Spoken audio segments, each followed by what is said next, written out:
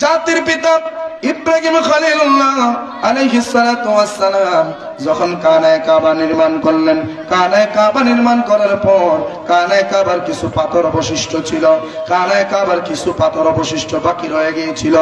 ইব্রাহিম আলাইহিস সালাম আমার আল্লাহরে ডাক দেয়া, আল্লাহ এই পাথরগুলিকে আমি কি করব, কারণ এইটা তো তোমার কানায়ে কাবার অংশ। ও আল্লাহ এই পাথরটাকে কি করব? আমার আল্লাহ ডাক দেয়া, কই ইব্রাহিম তুমি একটা পাহাড়ের চূড়ায় ওইটা দাঁড়াও। ইব্রাহিম আলাইহিস সালাম পাহাড়ের চূড়ায় দাঁড়ালেন। আল্লাহ ডাক দেয়া, কই ইব্রাহিম এই যে পাথরগুলি তোমার কাছে আছে, এই পাথরগুলি তুমি পাহাড়ের উপর থেকে ঢিল মেরে জমিনের দিকে তুমি সেইটাকে ছেড়ে দাও। আমার রহমতের ফেরেশতারা ওই পাথরগুলি গোটা পৃথিবীর জমিনে জায়গায় জায়গায় ফেলে দিবে। চিৎকার মেরে বলেন না সুবহানাল্লাহ। ইব্রাহিম আলাইহিস সালাম যে পাথরগুলি ফেলেছিলেন, ওই পাথরগুলি আমার আল্লাহর রহমতের ফেরেশতারা ওই পাথরগুলি পৃথিবীর জায়গায় জায়গায় জায়গায় জায়গায় আমার আল্লাহ তাআলার রহমতের ফেরেশতারা পাথরগুলি ফেলে দিয়েছিলেন। যেই জায়গার মধ্যে আল্লাহ তাআলার রহমতের ফেরেশতারা কানায়ে কাবার অংশ অবশিষ্ট থাকা সেই পাথরগুলি আল্লাহ তাআলার রহমতের ফেরেশতারা যেই যেই জায়গায় ফেলেছিলেন, ওই ওই জায়গায় কিয়ামতের আগ পর্যন্ত হলেও আমার আল্লাহর একটা ঘর মসজিদ নির্মাণ হবে। চিৎকার মেরে বলেন না সুবহানাল্লাহ। এই জন্য চিন্তা করার কোনো দরকার নাই যে এখানেও মসজিদ ওইখানেও মসজিদ, এটা হবে হবে কেউ আটকাতে পারবে না, এটা হবে হবে কেউ ধরে রাখতে পারবে না। কারণ আমার আল্লাহ তাআলার কানায়ে কাবার অবশিষ্ট অংশ যেই জায়গায় আছে, ওই জায়গায় আমার আল্লাহর একটা ঘর মসজিদ নির্মাণ হবে। আর এই ঘর মসজিদের সাথে আল্লাহ পাকের কানায়ে কাবার একটা সম্পর্ক আছে। চিৎকার মেরে বলেন না সুবহানাল্লাহ। খুসরবি আছি লাগি না সরওয়ারে আছি লাগি, খুসরবি আছি লাগি না সরওয়ারে আছি লাগি। हम फकीरों को मदीने, हम फकीरों को मदीने की गलियां अच्छी लगी, खुसरबी अच्छी लगी ना सरवरे अच्छी लगी, खुसरबी अच्छी लगी ना सरवरे अच्छी लगी। বানাবেন ওই মসজিদ থেকে আপনার বাড়ি যদি সুন্দর হয়, একটু বোঝার চেষ্টা করবেন, আল্লাহর ঘর মসজিদের চাইতে আপনার বাড়ি যদি সুন্দর হয়, তাইলে কাল হাসরের ময়দানে আমার আল্লাহর কাঠগড়ায় আপনি ধরা পড়ে যাবেন। আমার আল্লাহ জিজ্ঞাসা করব, বান্দা আমারে তুমি আর কি ভালোবাসছো, আমি মনিবরে কি মহব্বত করছো, আমি মনিবের যে ঘর, আমি মনিবের ঘর মসজিদকে তুমি টিন সেট দিয়ে সং দিয়ে আদা আদা করে সুন্দর করে আদা আদা সুন্দর হোনা এইরকম করে তুমি রেখে দিয়েছো, আর তোমার বাড়িটাকে দোতলা করেছো, তোমার বাড়িটাকে তুমি মিউজিক বাতি দিয়ে আপনার ঘর যতটুকু সুন্দর হবে, আপনার ঘরের চাইতে আরো কয়েক গুণ বেশি আল্লাহর ঘর মসজিদ সুন্দর হওয়া চাই। কথা ঠিক না ঠিক? এই জন্য যতটুকু সাহায্য সহযোগিতার দরকার আপনাদেরকে করতে হবে, কারণ এই মসজিদের ভিতরে আমার আল্লাহকে সিজদা দেওয়া হয়, 5 ওয়াক্ত নামাজ পড়ানো। আমার আল্লাহ তাআলা বলেন, বান্দা 5 ওয়াক্ত নামাজ দৈনিক তোমাদের উপরে ফরজ করে দিয়েছি। এই 5 ওয়াক্ত নামাজ মা বোন যারা আছে তারা তাদের ঘরে আদায় করবে, আর তোমরা পুরুষ যারা আছো তোমাদের জন্য ঘরের চাইতে মসজিদটা উত্তম, তোমরা ঘরে আদায় না করে মসজিদে জামাতের সাথে আদায় করবা। আর যদি তুমি অসুস্থ থাকো, যদি মসজিদ পর্যন্ত হেঁটে আসতে না পারো, তাহলে তুমি ঘরে আদায় করবা, জামাত তোমাকে পড়তে হবে না। আল্লাহর নবী হাদিসে মুবারকের মধ্যে বলেন, যে পুরুষ উম্মতগুলি ফরজ নামাজ মসজিদ কাছে তৈয়াও ঘরে আদায় করে, ওই ঘরের মধ্যে আমি আগুন লাগাইয়া দিয়া আমি নবী তার ঘরটারে সরকার করে দিতাম। যদি সেই ঘরের ভিতরে কোনো ছোট বাচ্চা না থাকতো, যদি সেই ঘরের ভিতরে কোনো মহিলা না থাকতো, আমার নবী কই মহিলা এবং ছোট ছোট বাচ্চার কারণে ওই সমস্ত মানুষদের ঘর আমি জ্বালায়া দেই না যারা মসজিদ তৈয়া বাড়িতে নামাজ পড়ে। এই জন্য বাবা পুরুষদের ব্যাপারে জামাতটা হচ্ছে ওয়াজিব, জামাতের সাথে পুরুষ নামাজ আদায় আদায় করবে। আর জামাতটা আদায় করার জন্য মসজিদের প্রয়োজন আছে। আর ওই মসজিদকে যদি আপনি সুন্দর করে সাজান, মসজিদকে যদি আপনি এসি লাগান, মসজিদে যদি আপনি ফ্যান লাগান, মসজিদে আরামায়েশের জন্য যা যা দরকার সবগুলো যদি লাগান, আপনি তো নামাজ পড়বেন, আপনার বাবা নামাজ পড়বে, আপনার ভাই নামাজ পড়বে, আপনার সন্তান নামাজ পড়বে। মসজিদে আসলে যেন এমন একটা শান্তি লাগে, যে শান্তিটা অনুভব করলে যেন মনে হয় আমি আল্লাহর তৈরি জান্নাতের ভেতরে আছি। কথা ঠিক কিনা? বাবারা আমার, এই যে নামাজ যারা পড়ে, নামাজ যারা পড়ে, রোজা যারা রাখে, হজ যারা করে, যাকাত যারা দেয়, তাদের মরণের পর কবরটা বড় সুন্দর হয়ে যাবে। মরণের পর কবরটা বড় সুন্দর হয়ে যাবে। একটু মনোযোগ দেওয়ার চেষ্টা করেন বাবা। যখন একটা মানুষ মারা যায়, মারা যাওয়ার পর তার প্রথম যেই ঘাট, ওই ঘাটের নাম হচ্ছে কবর। ওই কবরটা থাকবে ঘোর অন্ধকার। কবরটার ডানে বামে সামনে পেছনে উপর নিচ চতুর্দিক দিয়া কোনো মানুষ থাকবে না, কোনো প্রাণী থাকবে না, কেউ থাকবে না। আমাবস্যা রাতের মতো অন্ধকার। বান্দা পেরেশান হয়ে যাবে। ওই বান্দাটা যদি মুমিন বান্দা হয়ে থাকে, ওই বান্দাটা যদি মুমিন বান্দা হয়ে থাকে, বান্দাটার অন্তরে যদি আল্লাহর ভয় থেকে থাকে, বান্দা যদি দুনিয়াতে 5 ওয়াক্ত নামাজি হয়ে থাকে, বান্দা যদি দুনিয়াতে 30টা রমজানের রোজা রাখুন না হয়ে থাকে, বান্দা যদি হজ করেন না হয়ে থাকে, বান্দা যদি যাকাত দেবেন না হয়ে থাকে, বান্দা যদি কোরআন তেলাওয়াত করেন না হয়ে থাকে, বান্দা যদি নিয়মিত জিকির করেন না হয়ে থাকে, ওই বান্দা যখন কবরের মধ্যে পৌঁছাবে, বান্দা কবরের মধ্যে পৌঁছানোর পর কবরটা ঘোর অন্ধকার হয়ে যাবে।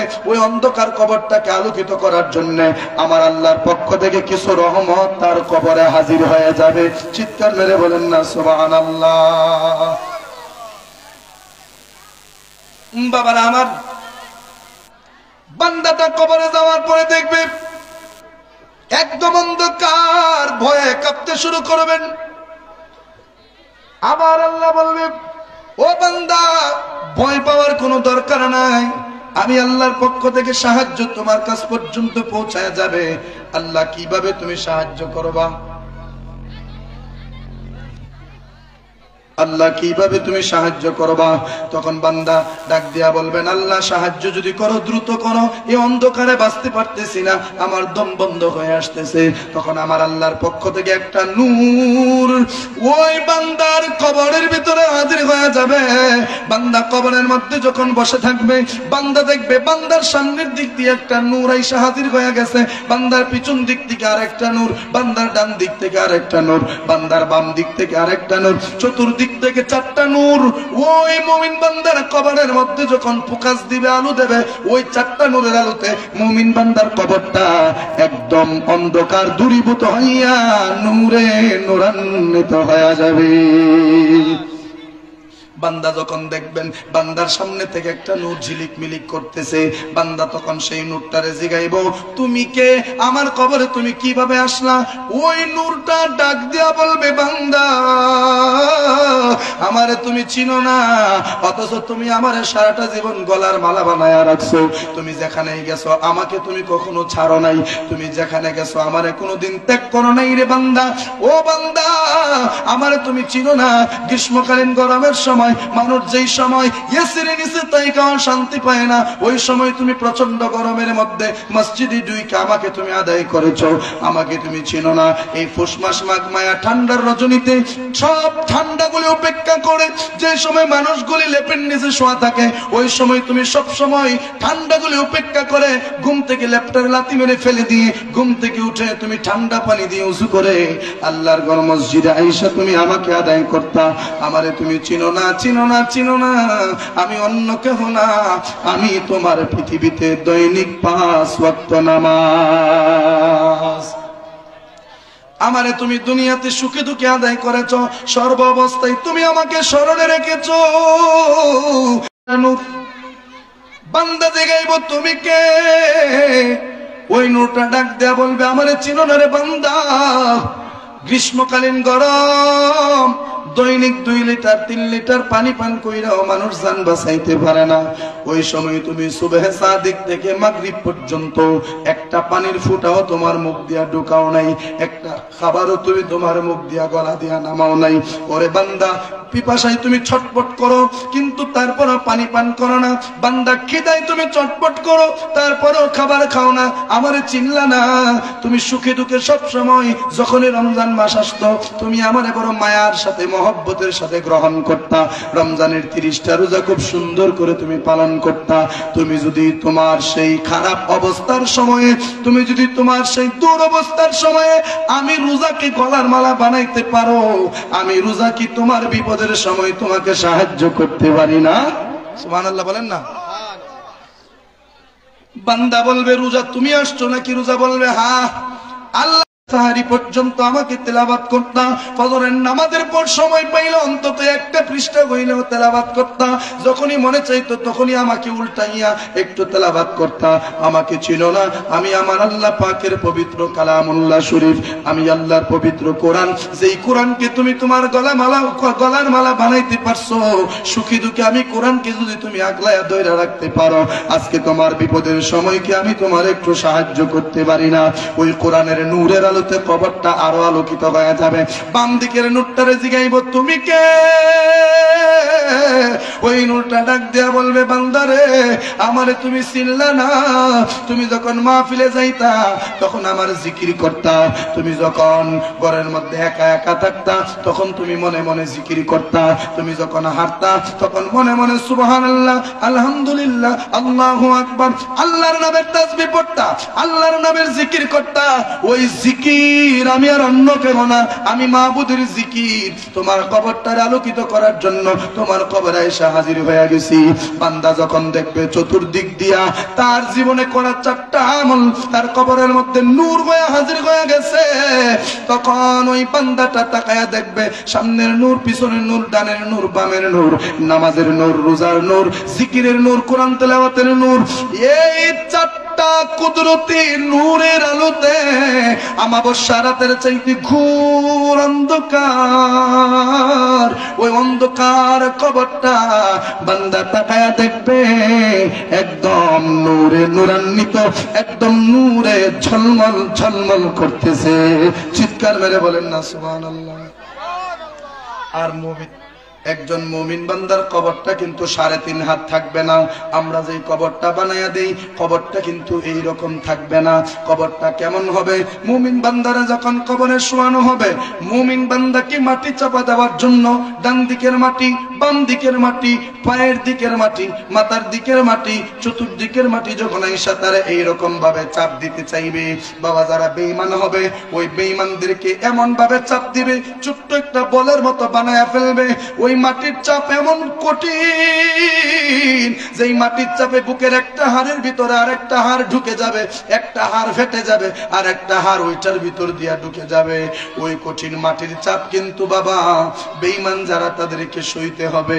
কিন্তু মুমিন যারা, মুমিনদেরকেও যখন মাটি চাপা দিতে আসবে, ডান দিকের মাটি যখন চাপা দেওয়ার জন্য আসবে, ডান হাত দিয়ে মাটিকে যখন আঘাত করবে 40 হাত দূরে চলে যাবে। বাম দিকের মাটি যখন চাপা দেওয়ার জন্য আসবে, বাম দিকের মাটিকে বাম হাত দ্বারা এইরকম ভাবে ধাক্কা মারবে, বাম দিকের মাটি 40 হাত দূরে চলে যাবে। পায়ের দিকের মাটি যখন আসবে, পায়ের দিকের মাটিকে পা দ্বারা মুমিন বান্দা যখন লাথি মারবে ওই মাটি 40 হাত দূরে চলে যাবে। মাথার দিকের মাটিকে মাথা দিয়ে এইরকম যখন একটা হেড যেটাকে বলে এইরকম মারবে, মাথার দিকের মাটিও 40 হাত বা মতান্তরে 40 গজ দূরে চলে যাবে। চতুর্দিকের মাটিকে যখন মুমিন বান্দা এইরকম ভাবে আঘাত করবেন, চতুর্দিকের মাটি মুমিন বান্দার হাতের চোয়া লাগার কারণে বিশাল বড় হয়ে যাবে। চতুর্দিকের মাটি অনেক দূরে চলে যাবে। কবরটা 3.5 হাত থাকবে না, বিশাল বড় একটা বালাখানার মতো হয়ে যাবে, বিশাল বড় একটা বিল্ডিং এর মতো হয়ে যাবে, বিশাল বড় একটা শিল্পপতির সেই বাড়িঘরের মতো হয়ে যাবে, জান্নাতের বালাখানার মতো হয়ে যাবে। ওই মুমিন বান্দার কবরের মধ্যে কোনো কষ্ট হবে না, কবর থেকে শান্তি শুরু হয়ে যাবে। কবর থেকে শান্তি শুরু হবে, ওই শান্তি হাসরের ময়দানে, ওই শান্তি মিজান মিজানের পাল্লার কাছে, ওই শান্তি ফুলচিরাতের ব্রিজের কাছে, ওই শান্তি যেই শান্তিটা সে কবরের মধ্যে পাবে, ওই শান্তিটাই তার জান্নাতে ঢোকার আগ পর্যন্ত সে পাইতে থাকবে। কোনো আযাব তারে গ্রেফতার করতে পারবে না। তবে বাবা শর্ত হলো ঈমানটারে মজবুত করতে হবে, তবে শর্ত হলো আমলটাকে সুপ্রসন্ন করতে হবে, তবে শর্ত হলো নবীর মহব্বত অন্তরে রাখতে হবে, তবে শর্ত হলো আমার আল্লাহর সাথে কোনোদিন শিরিক করা যাবে না, তবে শর্ত হলো আমার রাসূলুল্লাহর শানে যাররা পরিমাণ কোনো বেয়াদবি করা যাবে না। কথা ঠিক কিনা? বহুত নামাজি হাসরের দিন তার দুনিয়াতে কিন্তু নামাজ কোনো কাজা ছিল না। কাজা না থাকার পরেও বান্দা জান্নাতের দরজা খুলতে পারবেন না। বান্দা চাবিলে খাড়ায় থাকবো কিন্তু জান্নাত খুলতে পারবো না। আল্লাহ জিগাইবো কিরে খুলস না কেন? আল্লাহ লাগাইতেছি তো খুলতেছে না। বান্দা বলবো আল্লাহ খুলে না কেন?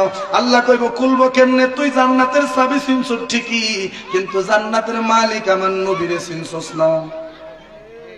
কথা ঠিক কিনা? তুই জানোস না সবগুলার সৃষ্টিকর্তা আমি, সব বানাইছি আমি, কিন্তু মালিক বানাই দিছি আমার মুস্তাফারে। সুবহানাল্লাহ। আমার আল্লাহ কই ইন্না আ'তাইনাকাল কাউসার।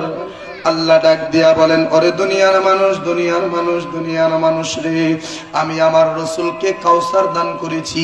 এই কাউসার বলতে আবে কাউসার নয় শুধু, এই কাউসার বলতে শুধু আবে কাউসার নয়। এই কাউসার শব্দটাকে ব্যাখ্যা করেছেন মুফাসসিরিনে কেরাম। কিতাব করলেন একদম নরমালি একটা ছোট কিতাব, যেই কিতাবটার নাম হলো শানে হাবিবুর রহমান। লেখক হচ্ছে আল্লামা আহমদ ইয়ারকান নাঈমি রাহমাতুল্লাহি আলাইহি। উনি শানে হাবিবুর রহমান নামক কিতাবের ভিতরে এই কাউসার শব্দটার কয়েকটা ব্যাখ্যা করেছেন। এর মধ্যে তিনি বলতেছেন কাউসারে ব্যাখ্যা করলে তিনটা শব্দ পাওয়া যায়, একটা হলো কাসির, একটা হলো কেসার, আর একটা হলো আকসার। এই তিনটা শব্দই হচ্ছে বহুবচন। কাসির মানে বেশি, কেসার মানেও বেশি, আকসার মানেও বেশি, কাউসার মানে হইল বেশির মধ্যে আরো বেশি। সুবহানাল্লাহ বলেন না? আল্লাহ কই নবী গো, আমি আপনাকে বেশির চাইতে বেশি অনেক সৌন্দর্য আপনারে দিছি। নবী ডাক দেয়া কয় হাদিসের মধ্যে, ইন্নামা আনা কাসিমুন ওয়াল্লাহু ইউতি। আমার আল্লাহ দাতা, আমি নবী বন্টনকারী। আল্লাহ আমারে দেয়, আমি বন্টন করি। আর কোরআনে আল্লাহ কয় আমার যত সৌন্দর্য আছে সব আমি আমার নবীরে দিয়া দিছি। এবার একটু চিন্তা করেন না, আমার আল্লাহর এই সৃষ্টি জগতের মধ্যে সুন্দর কি কি আছে যদি আপনি খোঁজ করেন, এই 18,000 মাখলুকাত, 80,000 আলমের মধ্যে সবগুলাই সুন্দর, কিন্তু একটা জিনিস দেখতে বড় সুন্দর, যেই জিনিসটার নাম হলো জাহান্নাম। ওই জাহান্নামটাও সুন্দর, জাহান্নামটা খারাপ, জাহান্নামটা খুব ভয়াবহ জায়গা।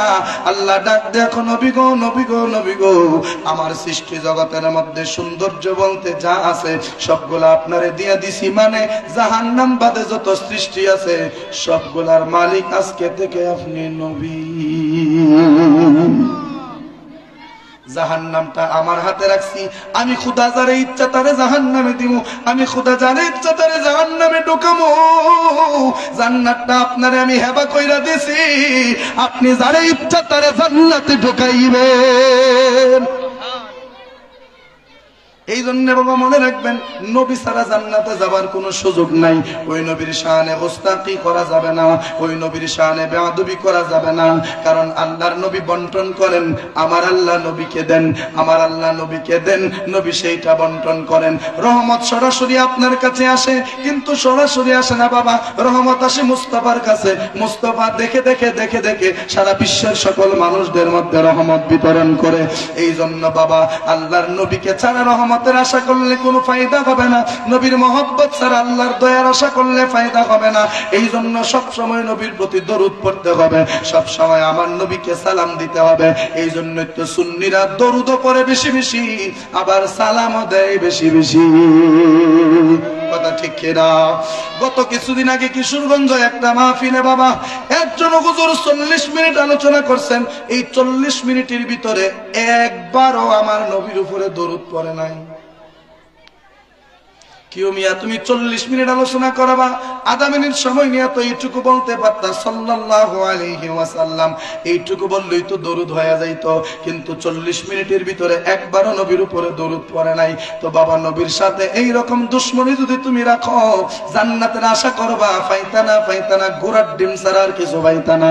আর যদি আল্লাহর নবীর মহব্বত অন্তরে নিয়া নবীর দেখানো পথে যদি তুমি চলতে পারো, আল্লাহর নবী তোমাকে আমাকে ছাড়া জান্নাতে ঢুকবে না। আমি এলাকার মানুষ, আমি আপনাদের মহল্লা বা আপনাদের আশেপাশের মানুষ, আমি একটা ভুল কথা বললে আমি কয়া যে জামুক আমার তোয়া পাইতেন না, এরকম না। কালকে সকালবেলায় তো বাজারে আপনাদের সাথে দেখা হবে, অতএব টেনশনের কোনো কারণ নাই। এমন অনেক মৌলবী আছে অনেক টাকা দিয়ে আইনা ওয়াজ করাইয়া এমন এক দরবার লাগাইয়া দেয়া যায়, যেই দরবার এলাকার আলেম ওলামারা বাঙ্গল লাগে। কথা ঠিক কিনা? তো ওই রকম হুজুরের আমরা দরকার নাই, যেই হুজুরের ভিতরে তাওয়াক্কুল নাই, যেই হুজুরের ভিতরে তাকওয়া নাই, যেই হুজুরের ভিতরে জাহান্নামের ডর নাই, যেই হুজুরের ভিতরে নবীর মহব্বত নাই, যেই হুজুরের ভিতরে দুনিয়ার লোভ আছে, যেই হুজুরের ভিতরে আখিরাতের চিন্তা নাই, ওই হুজুরের কথায় মানুষ কোনোদিন হেদায়েত হবে না। এই জন্য বাবা আলেম দাওয়াত দিবেন ঠিক আছে, তবে দেখবেন তার মধ্যে তাকওয়া মানে আল্লাহর ভয় কতটুকু আছে। কথা ঠিক কিনা? স্টেজ উঠবার আগে টেহাড়া দিলাম কেরো মিয়া, স্টেজ উঠবার আগে টেহাড়া দিলাইতাম, তুমি স্টেজ পর্যন্ত আইতার বা গ্যারান্টি দেব। যদি স্টেজ উঠবার আগে উষ্টা খাই পরে মরে যাবা। কথা ঠিক কিনা? এইরকম গলা কাটা কিছু ওয়াজ ব্যবসায়ী আছে, আছে না নাই? এদের থেকে সাবধান থাকতে হবে, এদের কথায় জাতি হেদায়েত হবে না। বাবা কমিটির মধ্যেও দোষ আছে, বক্তার মধ্যেও দোষ আছে, শ্রোতার মধ্যেও দোষ আছে। এই দোষের কারণে তো মানুষের মধ্যে আজকে হেদায়েত নাই। এখন বলবেন কিভাবে হুজুর ভাঙ্গে না বুঝাইলে তো ফেস লেগে গেল। শুনেন বাবা, আমি তো একজন ছোটখাটো বক্তা টক্তা যাই বলেন, আমার মধ্যেও এই দোষ থাকতে পারে। এই জন্য ওয়াজটা আমার উপরেও পড়তে পারে, চিন্তার কোনো কারণ নাই। আমাদের মধ্যে এমন কিছু ওয়াজ আছে যারা ওয়াজ করতে আসে, এই জন্য টাকা বেশি তো ওয়াজ বলা, টাকা কম তো ওয়াজ খারাপ। কথা ঠিক কিনা? আমাদের মধ্যে কিছু ওয়াজ আছে শুধুমাত্র টাকার ধান্দায় ওয়াজ করে, ওই হুজুরের নিয়তের মধ্যে গন্ডগোল। হুজুর যদি বলতো আমি মানুষের হিদায়াতের জন্য, আল্লাহর দিন কায়েমের জন্য দিনের দাওয়াই হিসেবে যাচ্ছি, তাহলে ওই হুজুরের কথায় মানুষ হেদায়েত হইতো। কিন্তু আজকে টাকা বেশি দিলে হুজুর যায়, টাকা কম দিলে হুজুর যায় না। এইরকম হুজুরদের নিয়তের মধ্যে গন্ডগোল থাকার কারণে হুজুরের কথায় মানুষের তাসির হয় না। এবার আসেন যারা আয়োজক, যারা কমিটি, যারা মাহফিলের আয়োজন করেন, ওই কমিটি ভাইরাল বক্তা ছাড়া কেউ দাওয়াতও দিতে চায় না। যেই বক্তা ভাইরাল, ওই বক্তারে আনলে মানুষ হবে বেশি। মানুষ কইব বাপরে বাপ, লম্বরে বাড়ি এত সুন্দর একটা আয়োজন করছে রে, মানুষে জায়গা দিতেছে না। মানুষে কি কইব না কইব, ওই নিয়তের মধ্যে গন্ডগোল থাকার কারণে, ওই কমিটির মধ্যে গন্ডগোল থাকার কারণে এই আয়োজনেও মানুষের হেদায়েত আসে না। কিন্তু প্রত্যেকটা কমিটির নিয়ত এইরকম থাকতে হবে, মানুষ কম হোক বেশি হোক যাই হোক না কেন, যেই আয়োজনটা করতেছি আল্লাহ যেন কবুল করেন, আর এই আয়োজন থেকে দুই একটা মানুষ অন্তত যেন হেদায়েত লাভ করেন। কথা ঠিক না ঠিক? এবার আসেন যারা শ্রোতা ওয়াজ শুনতে আসে, হেরাও ভাইরাল বক্তা না হইলে যায় না। ভাইরাল বক্তা হইলে মানুষের জায়গা নাই, আর হক্কানি আলেমকে আনলে সেইখানে মানুষ নাই। আবার শ্রোতারা আসে বক্তার ওয়াজ শোনার জন্য না, শ্রোতারা আসে বক্তার ভাব দেখার জন্য। ফাকরিটা কি লাল ফরলো নাকি কালা ফরলো, ফাকরিটা কি কুনাইচ্ছা নাকি সুজা, হুজুরে কি সুর দিয়ে আওয়াজ করে নাকি সুর ছাড়া আওয়াজ করে, হুজুর কোন সিস্টেমে কথা বলে, ওই ভাব ভঙ্গিমা দেখার জন্য কিছু মানুষ ওয়াজে আসে। তার মানে আমরা পাইলাম যে বক্তা, ওই বক্তাদের মধ্যে কিছু বক্তার নিয়তে গন্ডগোল, কমিটি যারা, ওই কমিটির মধ্যে কিছু কিছু কমিটির মনে গন্ডগোল, আবার এমন কিছু শ্রোতা, কিছু কিছু শ্রোতার মনের মধ্যেও গন্ডগোল। এত গন্ডগোলের মাঝ দিয়া আমার আল্লাহর হেদায়েত আসতে পারে না। এইজন্যও মানুষের তাসির হবে। আর শ্রোতা যদি বলে আমি যাচ্ছি দুই একটা কথা কোরআন হাদিসের শুনবো, হাজার কথার মধ্যে একটা কথার উপরে আমি আমল করব, এই চিন্তা করে যদি শ্রোতাও আসে, ইনশাআল্লাহ আমার আল্লাহর দয়ায় ওই শ্রোতাও হেদায়েত প্রাপ্ত হবে। আগে নিজে শুধরান। আল্লাহর কথাই তো আর হেদায়েত হবে না, হেদায়েত আমার আল্লাহর হাতে। আল্লাহ যারে ইচ্ছা তারে হেদায়েত দেয়, আল্লাহ যারে ইচ্ছা তারে হেদায়েত দেয়। কিন্তু আয়োজন যদি বন্ধ করে দেন, যেই যুবকগুলা মাহফিলের আয়োজন করতো তারা যদি মাহফিলের আয়োজন বন্ধ করে দেয়, দেখবেন 2-3 বছর গ্যাপ দিয়া যাত্রা পালার আয়োজন দিব। কথা ঠিক কিনা?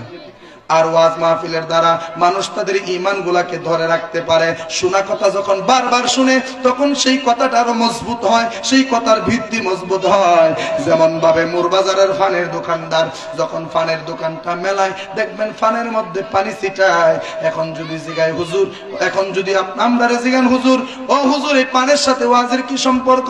ওয়াজের কি সম্পর্ক? সহজে বুঝা যাবেন। পানের দোকানদার যখন পানের দোকানটা মেলায়, দোকানটা মেলানোর পর দেখবেন একটা বালতি দিয়া পানি লইয়া ওই পানের মধ্যে এইরকম ভাবে ছিটাইতেছে।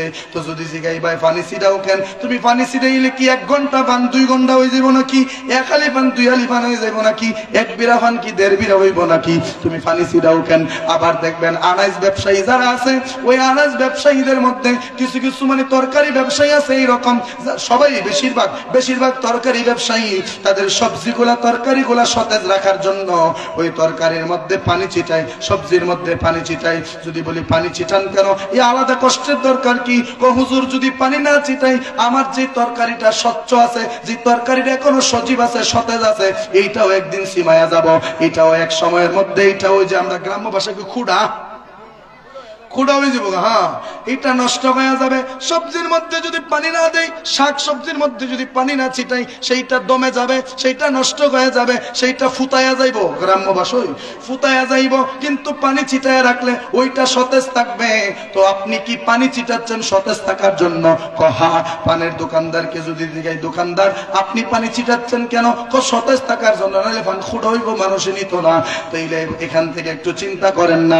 এইবার দেইরা কষ্ট করতেছে, এমনিতে কষ্ট কইরা পানি দিতেছে, এই পানির তো দরকার ছিল না। কিন্তু পানি না দিলে তার যেই জিনিসটা অরিজিনাল আছে সেইটাও ঠিক থাকবে না।